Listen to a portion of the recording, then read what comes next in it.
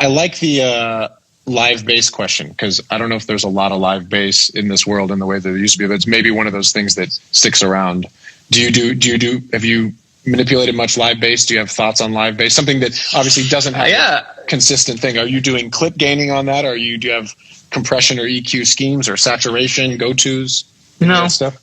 No. Well, that's going to be a disappointing answer to people. Maybe a Saturn 2 saturating, maybe the Faraday limiter on it sometimes, not always. The Acoustica Ivory low end is a nice, I think it's like a Mass Select remake, which is a mastering EQ. I like the low end on that thing.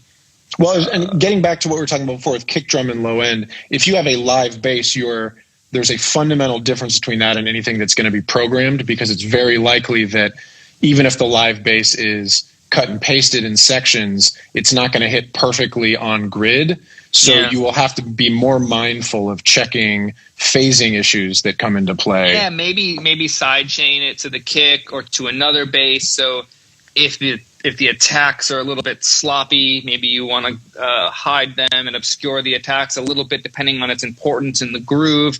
If maybe you want to help by re-editing or ask the producer, was this intended to be so sloppy? And there's too much to think about besides what tool you do on the bass before you would touch the bass. Yep. But no, I don't have a go-to tool for live bass. I do mix live bass pretty regularly.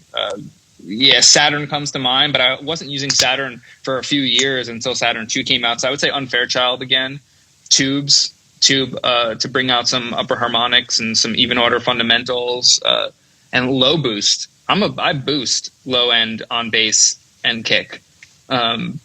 Every mix. Really? So I'm additive, but it's also because I'm getting my gain structure lower. So I'm giving myself headroom to do that, which is how you get real low end, like we talked about earlier. I'm giving myself headroom, and then I'm EQing top and bottom end I'm doing things with my hands, but they're not in the screen. So they just back up. That's good.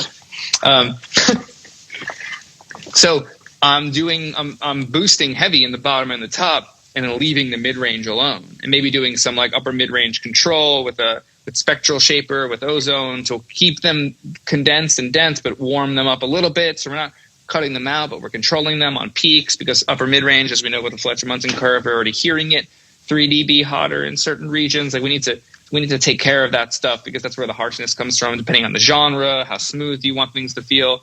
But I'm going to scratch the surface with phase. Oh, we talked about phase earlier. Yeah. You'll get to watch it later, and we can go further another time. Yeah.